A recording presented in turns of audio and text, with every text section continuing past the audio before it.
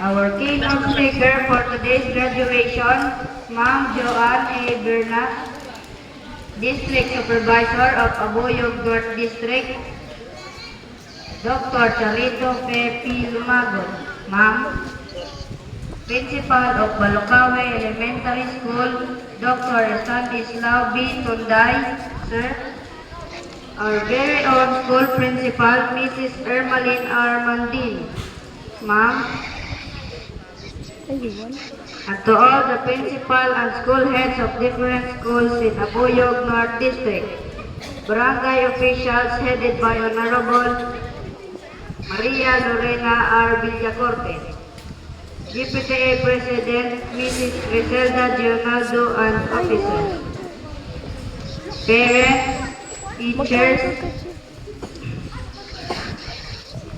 fellow graduating class, ladies and gentlemen, my humble greetings to everyone.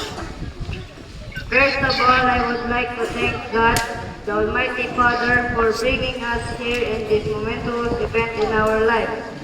For without Him, we are nothing and we are not here receiving our certificates.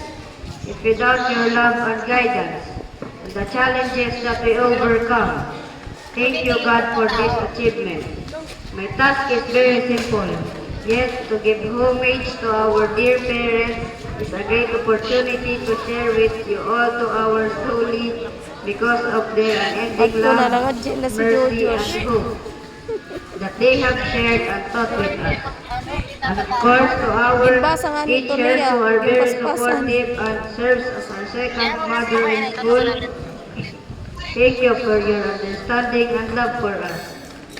To have you, kaamon tanan ng mga ginikanan, sa kadako na pribilehiyo na iyo kami ginpaedukar. At iyo pagpaeskwela sa amon, dire good mabayran, bis paano kadako na kantidad. At iyo pagpaningkamot, tungod kay gusto niyo sa mga painamon nga future, ngan bis pa puno sa kakurian, pero nasuportahan niyo kami sa amon mga kinahanglanon. To have you as our parents make us fulfilled and blessed. Your praises really motivate us to move and do what pleases you. We want you to know that we love you not because of what you have, but because of you and what you are in our respective lives. Salamat mga kag-anak namon kay bis kamo ginkapoy na ang iyo pagsuporta ng paghigugma nagpabilin lagi hapon. Pasensya kung panalagsaonin kami pasaway nga dire na mati sit iyo mga tugo, storya nga na-advises. Pati ang iyo pagsudlo sa amon. Magtinamod siya magbasa maila. Pasensya kung panalagsaon nga mulingi siya sa tao kadali. Kasi magtinamod na liwat. Sa amon.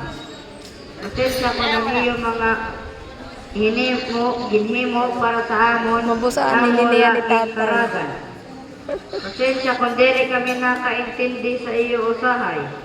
Sa akong ginikanan, nay, tay, damo masalamat sit iyo paghigugma sa akon sa tanan, labi na sit akong pag-eskwela, pati gihap, sit akon mga kabuktuan nga nasuporta sa akon.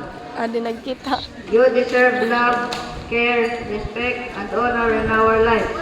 To graduate, can we say sorry to them?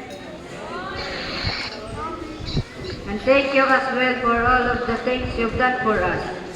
Nay, Tay, on behalf of all the graduates, my thanksgiving for you have lightened our paths. We are hoping that you will continue to support us wherever we go in different fields and endeavors in life. Teach us to live and love the way God has showed us all. Do not leave us, stay with us, for I know that if we are together, we can do better with God's providence, protection, and preservation towards prosperous and happy living. Damang masalamat, may God always be with us in our studies and in different undertakings in life. Congratulations for all of us.